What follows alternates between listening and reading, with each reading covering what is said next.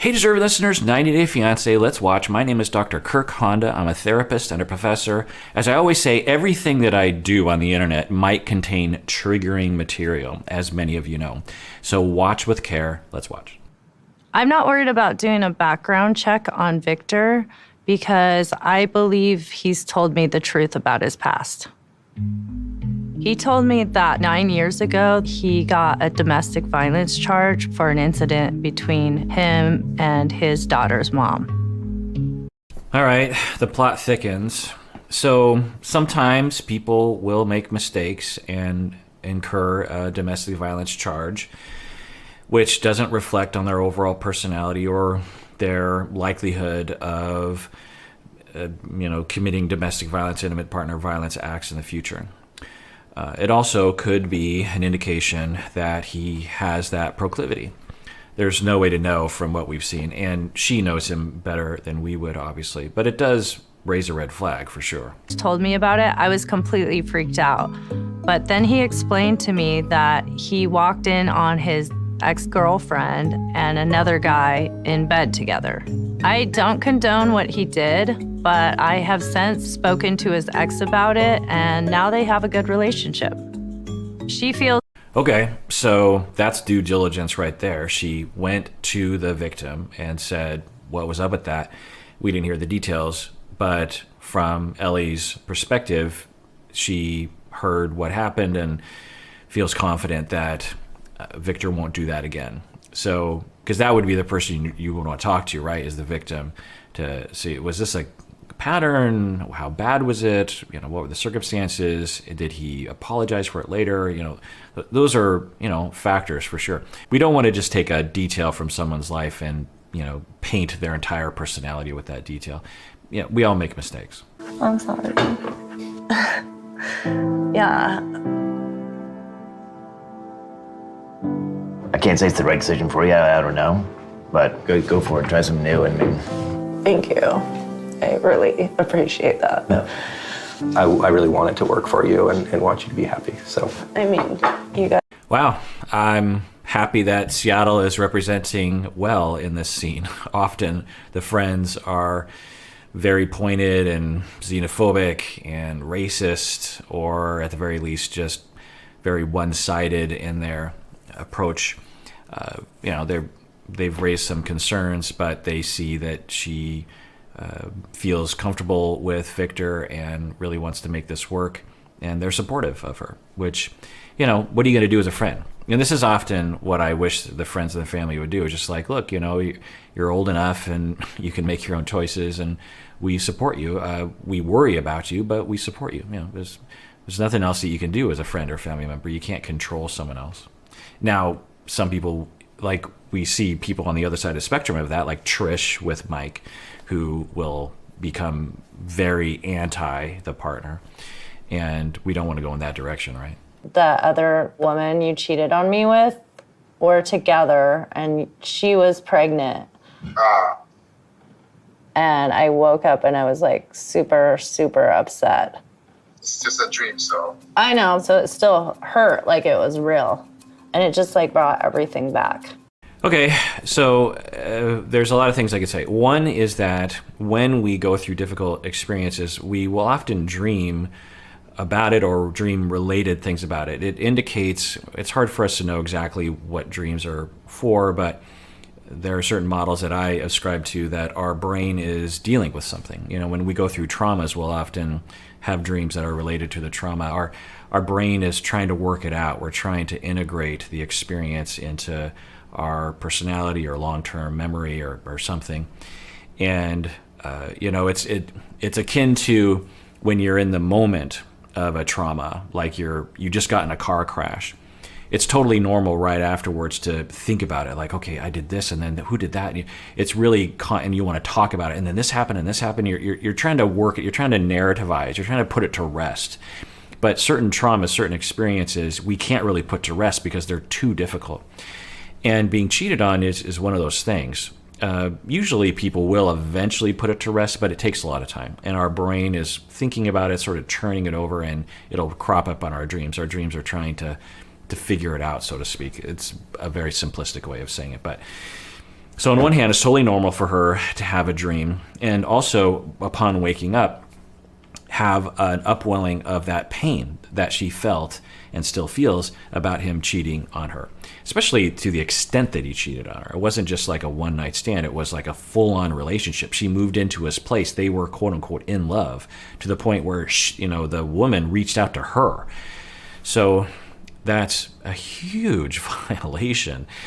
And normal for her to have her feelings, normal for her to have her dreams about it.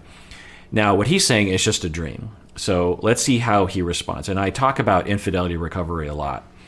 And a lot of people on the internet say, just reject someone. Once a cheater, always a cheater. And certainly if that's how you want to live your life, you can. But for a lot of people, cheating is a bump in the road. It's something that you deal with because you don't want to give up on the relationship. And I've been with a lot of couples as they go through that. So let's see how they navigate this. So what I'm hoping is that he notices that, because she says, not only did I have this dream, and he's like, it's just a dream. And she's like, well, it reminds me now of the pain I went through. So let's see if he can acknowledge that. Because that's the model of infidelity recovery that I use, is that as the feelings emerge in the cheated on person, they actually, beyond a certain threshold, will communicate that to the cheater and say, I'm having those feelings again. And then if the cheater can take care of, say, you're right, you have every reason to feel that way, I'm sorry. Even if it's 20 years later, let's see what he does. I understand. You're for sure she's not on the island 100%. For sure she's not here. She's out a long time. Out of poor life. So good, for the most part. He's like, I understand. That's great. Because a lot of people in his position, including what we've seen on the show, is like, it was so long ago. How come you're dwelling in the past? Ugh. I get it, but it's like not going to help. But now they're getting into a conversation of like, is she there? And that's great that he's reassuring her. I would hope that he would pour it on a little bit and say, look, Ellie, I've learned from my mistakes. I've talked with you, and I've discovered why I did that. It was because of this reason. It was because I didn't think it was going to work out between us, because there's thousands of miles in between us. It was because of the pandemic, and I was worried, and I didn't know what to do, and I thought I might not ever see you again. And so this woman just kind of snaked her way into my life. Some kind of explanation and reassurance of like, look, you can trust me because I love you and I'm into you and I only want to be with you. I wouldn't want to jeopardize our relationship. Let's see if he says it or even thinks it. Let's watch. I definitely haven't completely moved past that if I'm still dreaming about it. But I hadn't thought about it for a while, and Friendsgiving Dinner just brought up all this. Yeah, so that's normal. The fact that she hasn't gotten over it is totally normal. I wouldn't be surprised if that pain comes up for the rest of their relationship, even if it's 30 years later. I mean, that's just a huge violation of trust. People make mistakes in life, but, love is more than everything. Usually when you love people, you don't cheat on them. That's the problem. Good thing is that I could see that I made a mistake, so I just stop it and then you apologize for it. All right, it's not encouraging. He's apologizing, which is great, and he's not chastising her for having feelings, and she's not becoming an overfunctioner, which would be the temptation for her to do. But he's not providing some kind of introspective perspective around why he did it. He's just like, I made a mistake. You made a mistake? A mistake is like dropping a plate on accident. That's not a mistake. You made several decisions to be with someone, to ask her to let her move into your place, or ask her to move, to encourage a narrative that this person, you're in love with each other, to have sex with them anytime, to have a full-on relationship. That's not a mistake. That's not like tripping. That's not like dropping a plate. That's not like making an error on a math test. That's a decision that you made. And you could say overall it was a mistake, but it's not an accident. It's not an accident mistake. It was a volitional choice, several thousands of choices that you made that you now look back on and say it was a mistake. And so you want to investigate that. Why did I make that choice? What was I thinking at the time? How did that happen? One, to investigate that means that you have now figured out how you can avoid it in the future, but two, you can communicate to the other person of, look, I have investigated this. We're not seeing this, which is really common for this show. Yeah, well, you're gonna apologize for a long time.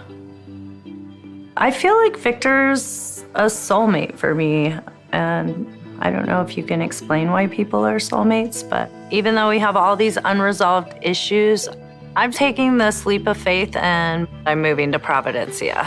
Yeah, totally respect that. She knows better than we would. She's like, we're soulmates, you know. When I'm with him, I just feel like we're made for each other, and I feel that he loves me, and we're just gonna have to take her word for that. So I guess we'll find out what happens, though. I'm gonna show you the real me, you know. Obviously, when I get there, we'll have to talk a little bit more about it. I know, definitely. I'm ready to talk all about it with you, you know. So 2 thumbs up to the two of them. She's not over functioning. She's not criticizing. She's not putting down. She's being forthcoming about her feelings in a differentiated way. He is responding very well. So I'm very encouraged by this conversation. This is exactly the sort of conversations you have when you're trying to recover from infidelity, for sure. I'm a little concerned about him being introspective and self-reflective around why he did it. That's a big question mark for me, but for the most part, they're being really great. We've seen other couples where she will become the overfunctioner and talk down to him and say, where have you been? I need access to your phone. I am going to micromanage your life because I'm a mom and you're a son, or where he acts like a child or defensive or something. We're not seeing any of that, which is really, really great to see. And I don't know why, but I want Seattle, my town, to be represented well. So this is good to see and could represent a bias that I have for sure. Has tropical storms and the rainy season, but not really that many hurricanes. They say it's gonna hit maybe tomorrow night. Then by then it will be like a hurricane, like category 2 or 3 or something. Oh my God. That will do some damage. I just hope that you guys don't get hit that hard. All right, well, that does it for that episode. You can join the conversation in the comments below, or you can join the Discord or the subreddit or the Instagram or the Facebook and the Facebook fan page. I often will post questions there or pictures of my dogs. If you want to join the conversation or see pictures of my dogs, you can do so there. And everyone out there, please take care of yourself because you deserve it. You really, really do.